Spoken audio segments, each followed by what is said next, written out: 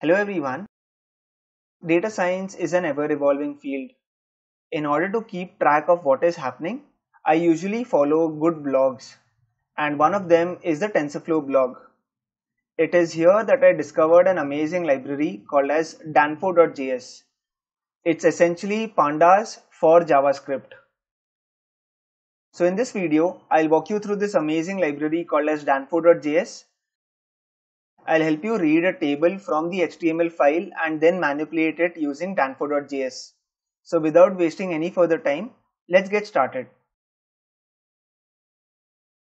But before we kickstart the entire activity, it would be really motivating if you can press the subscribe button and also press the bell icon to be notified for amazing videos on data science and machine learning. Now, let's kickstart the activity. This is a simple HTML file that I've created which contains one table. The table contents have 3 rows and 2 columns. The 2 columns are namely programming languages and their corresponding release year. What I want to do is I want to import this into JavaScript and play around with Danfo.js. So let me open the console window. The way I would do that is by first right clicking, pressing the inspect button and clicking on console. Now the table is something that resides in the HTML piece. I want to bring it to JavaScript in form of a JSON. So for that, I'm using a JavaScript package called as table2json. It's a very simple, lightweight JavaScript utility that helps you export a table on the HTML in form of a JSON response. So if I have to extract this table and the ID of this table is something called as example/table, don't worry about the nitty-gritties. I'll upload this HTML file in the GitHub repository. So feel free to check out my GitHub repository after the video is done. In order to read the HTML table in form of a JSON, the only command that I'll have to write is I'll have to declare a variable called as var table. I'll have to specify the table ID, which in our case is example/table, and I'll have to call the function table2json. That is the only thing that is required in order to convert your table into JSON. So let me run this cell. Let me go forward and view the table.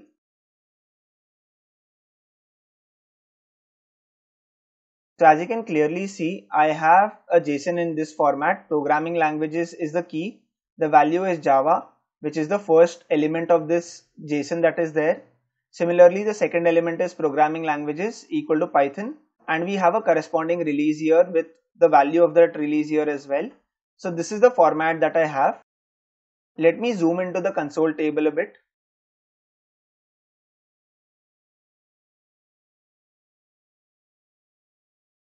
So let me show you the table again. So this is the table that I have.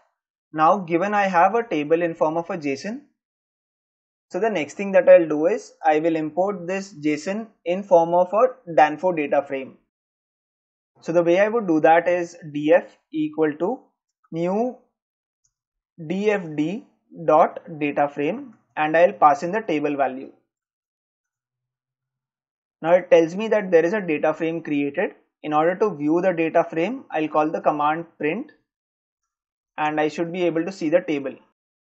As you can clearly see, the table is created in Danfo.js and essentially it has 2 columns, programming languages and release year. So something that we expected. Now whatever functionalities that you can think of with respect to a pandas data frame, everything can be executed in JavaScript as well. So let me clear the screen before moving forward. Now that my data frame is up and running, let me first show you the shape of the data frame. The way I would do that is by calling df.shape. And this is the output that you get, which is 3 rows and 2 columns. If I want to find out the data type of different columns in the data frame, then the way I would achieve that is by calling the function df.ctypes.print. So as you can clearly see, my first column, which is programming languages, is saved as string and the release year column is saved as int32. If this idea is clear, let me go forward and change this release year from int32 to float32. So first let me clear the screen. So the task in hand is to convert the release year column from int32 to float32. So the way I would do that is by calling the function let df underscore new equal to df dot as type column colon release year. So this is the column which is the release year column that I want to change the overall type from int32 to float32. So when I run this, and now when I print out the new data frame, this is what I get. Essentially it looks the same, but when I now say df new dot c type dot print,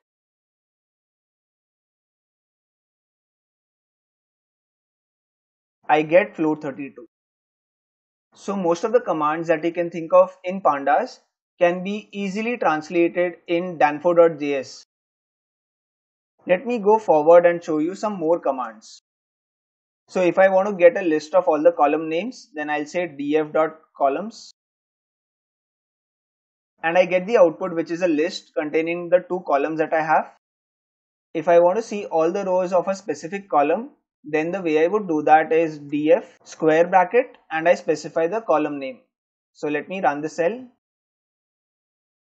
If you see, it's not giving me the output. So in order to print out the output, what I'll say is I'll say df of programming languages dot print. So now it gives me all the rows of one specific column. Next up is referencing. So if you remember, you have those famous functions called as lock and ilock. I'll try to create something of that sort here as well. So the first thing that I'll do is I'll define a variable called as let df underscore 1 equal to df.lock round brackets. I'll define a dictionary like structure here with curly brackets. I will say rows, and inside rows I'll pass in a list value, so I can specify, say for example, I want the second row. So if you remember, the indexing starts from 0. So I want to extract the second row, which would be indexed as 1. And from the columns entry, I want the programming languages column. Now if I execute this and if I say df1.print, it should give me the second row, which is indexed by the number 1. So as you can clearly see, it is giving me the value of the second row that is indexed at 1, which is Python. Yeah, so this is a small demo that I had with respect to danfo.js and the capabilities that it gives you in JavaScript. You can extend these capabilities to TensorFlow.js. So whatever manipulations that you're doing on tabular data, you can read a CSV in form of danfo.js data frame, export that to a TensorFlow.js equivalent and create models out of it. So danfo.js opens a new horizon of how you can read data on browser and play around with it. I hope you enjoyed this video. If you do like the content that I post on my channel, it would be really motivating if you can press the subscribe button and also press the bell icon to be notified for amazing videos on data science and machine learning. Thank you so much for watching this video.